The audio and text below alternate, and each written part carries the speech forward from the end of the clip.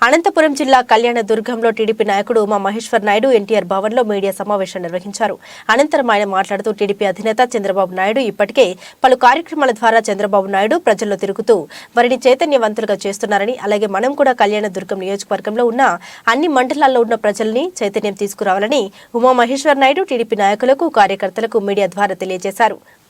కులాలకు భవిష్యత్తు పిల్లలు కూడా భవిష్యత్తు లేకుండా చేసినటువంటి ఈ రాష్ట్ర ప్రభుత్వాన్ని పారద్రోలేందుకు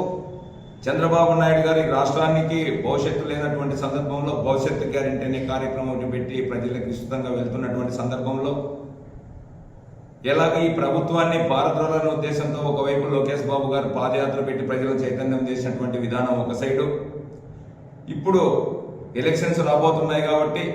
ఎలాగ ఈ ప్రభుత్వాన్ని పారద్రోలాలనే ఆలోచనతో చంద్రబాబు నాయుడు గారు ఆ రోజు అన్న ఎన్టీ రామారావు గారు తెలుగుదేశం పిలుస్తోంది రా కదలరా అన్న నినాదంతో ప్రజలను చైతన్యవంతం చేసి అప్పుడున్నటువంటి ప్రభుత్వాన్ని భూస్థాపితం చేసినటువంటి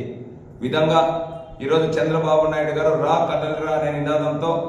ఆంధ్రప్రదేశ్ రాష్ట్రంలో ఉన్నటువంటి ప్రజలందరినీ అన్ని వర్గాల్లో బీసీ, ఎస్సీ, ఎస్టీ, మైనార్టీలను, ఉద్యోగస్తులను, వ్యాపారస్తులను, చదువుకున్నటువంటి పిల్లలను ప్రతి ఒక్కరిని చైతన్యవంతం చేసి ఈ ప్రభుత్వానికి శవయాత్ర చేయాలనే ఉద్దేశంతో చంద్రబాబు నాయుడు గారు రా కదలరా అనే నినాదంతో మొదలుపెట్టినటువంటి సభలను రాష్ట్రంలో ఉన్నటువంటి ప్రజలు పెద్ద ఎత్తున లక్షలాదిగా మందిగా వచ్చి విజయవంతం చేస్తున్నందుకు ప్రతి ఒక్కరికి పేరు పేరున నమస్కారాలను తెలియజేస్తున్నా. అదేవిధంగా రాష్ట్ర వ్యాప్తంగా 22 పార్లమెంట్లలో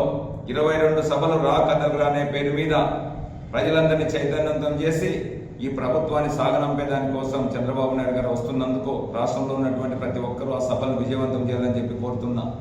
అన్ని వర్గాలను మోసం చేసి, రాష్ట్రాన్ని లూటీ చేసి, ప్రజలకు భవిష్యత్తు లేకుండా చేసి, శాంతి పద్ధతులు లేకుండా చేసినటువంటి ఈ ప్రభుత్వాన్ని సాగనంపాల్సిన అవసరం ఆంధ్రప్రదేశ్ రాష్ట్ర ప్రజల 5 కోట్ల మంది ప్రజల మీద ఉందనేది మనమంతా గుర్తుపెట్టుకొని చంద్రబాబు నాయుడు గారు చేస్తున్నటువంటి ఆలోచనలకు, లోకేష్ బాబు గారు చేస్తున్నటువంటి కష్టానికి తెలుగుదేశం జెండాతోనే ఈ రాష్ట్రంలో భవిష్యత్తు ఉంది అనే విధంగా మనమందరూ ఆ విధంగా తెలుగుదేశం పార్టీ జెండాతో రాష్ట్రం